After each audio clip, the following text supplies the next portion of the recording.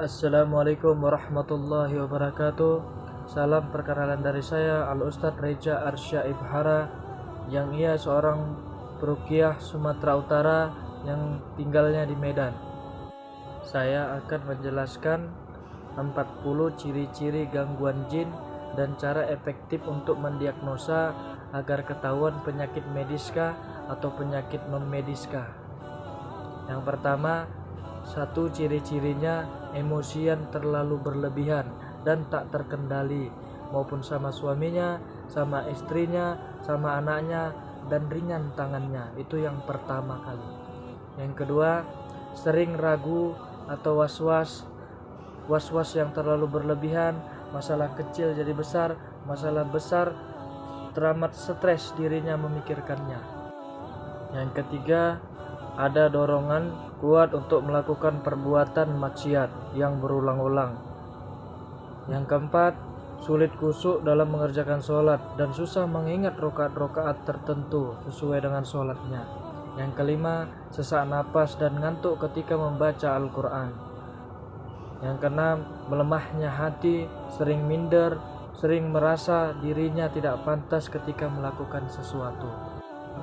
Yang ketujuh, sering merasakan sakit dan tidak kunjung sembuh, semisal sakit di kepala, ketika dipijit di kepala pindah ke perut, ketika dipijit ke perut pindah ke pinggangnya, ketika pinggang dikusuk pindah ke kaki.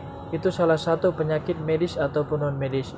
Yang ke-8, sering memandang remeh ke segala kegiatan ibadah yang berbau zikir, baca Al-Quran, dia sering memandang remeh ibadah tersebut. Yang ke-9, depresi dan pikirannya linglung, selalu merasa sedih ataupun jantungnya sering berdebar-debar keras. Yang ke-10, sering kesurupan baik separuh ingatan maupun secara total. Yang ke-11, sering mendengar bisikan memanggil namanya sendiri, merasa ada yang mengajak bicara, mendengar bisikan menyuruh sesuatu kejahatan semisal membunuh, memperkosa, memukul, meloncat dari tempat yang tinggi, terjun ke sungai ataupun jurang, dan atau menabrakkan diri ke sesuatu. Yang ke-12, sering merasa cemas atau paranoid, sering merasa bersalah terus, merasa ada yang mengikuti, mengejar dan mengancam ingin membunuhnya. Yang ke-13, sering mencium bau-bauan wangi kembang, bau gosong ataupun sejenis bau-bau bangke yang terdapat di dalam rumahnya maupun di luar rumahnya. Ke-14, sering melihat cahaya seperti asap berwarna merah, berwarna putih ataupun api. Itu yang ke-14. Yang ke-15, sering pusing berlebihan seperti vertigo, seakan-akan melihat benda bergerak, berputar, terbalik, miring dan lain sebagainya. Yang ke-16, melakukan tindak-tindakan aneh tanpa disadari atau di luar kendali, atau seperti ada yang mengendalikan dan tidak bisa menahan dalam kondisi sadar sekalipun.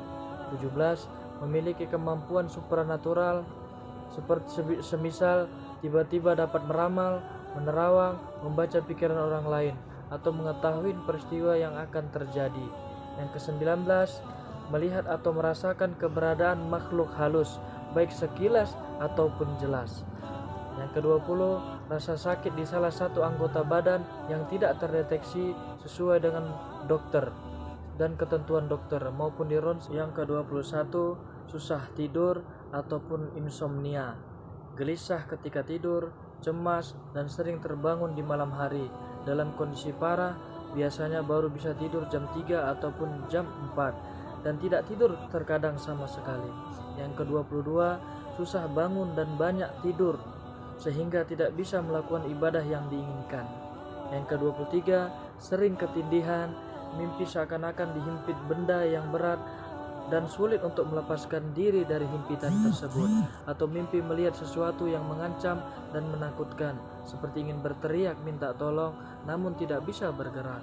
24, mimpi melihat berbagai binatang seperti ular, anjing, tikus, serigala, harimau maupun binatang-binatang yang aneh. 25, sering mengigau tertawa, menangis, berteriak, mengomel, merintih, ataupun bahkan jalan-jalan pada saat tidur kondisi mata tertutup. 26. Mimpi seolah-olah jatuh dari tempat yang tinggi dan semua yang berkaitan dengan tempat tinggi seperti mendaki tempat yang tinggi.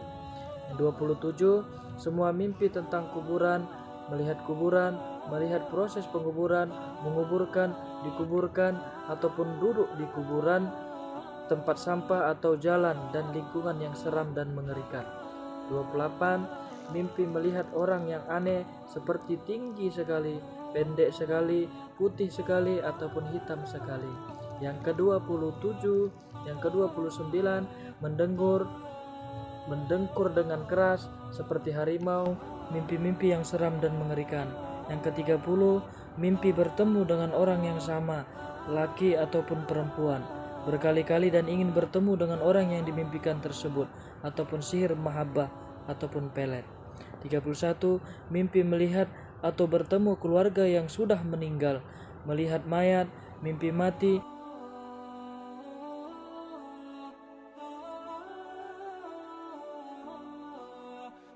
kena penyakit gejala tipes, tubuh seperti terbakar atau terpanggang api panas, namun ketika dicek temperaturnya, tubuhnya normal, tidak ada penyakit medis sekalipun.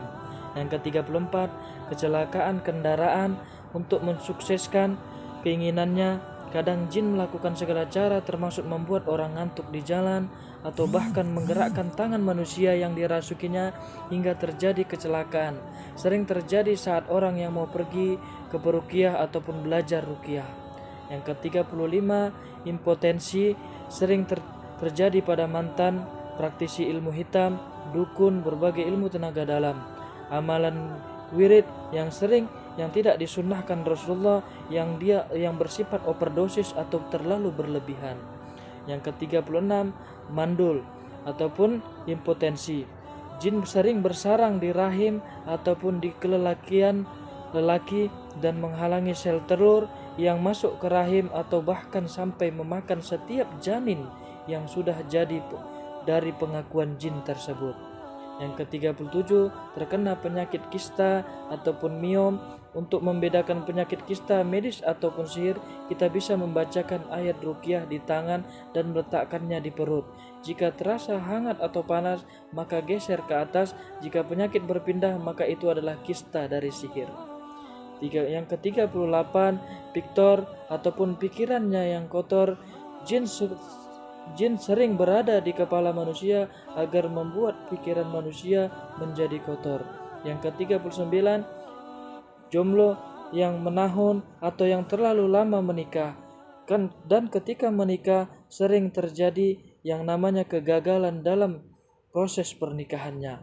Yang ke-40, sering merasakan yang namanya ditimpa masalah dan masalahnya bertubi-tubi tidak ada habis-habisnya. Dan itulah 40 ciri-ciri gangguan jin. Dan ketika Anda ataupun yang berada di rumah maupun yang menonton video saya yang di YouTube ini, ada 3 poin, 4 poin ataupun 10 poin, sudah dipastikan Anda terkena gangguan jin yang bersifat non medis. Ketika Anda berobat ke dokter maupun ke rumah sakit terdekat, itu tak akan terdeteksi. Gimana dengan mendeteksinya dengan secara akurat? Ialah dengan ruqyah syar'iyah yang tidak ada kesyirikan pada ruqyahnya.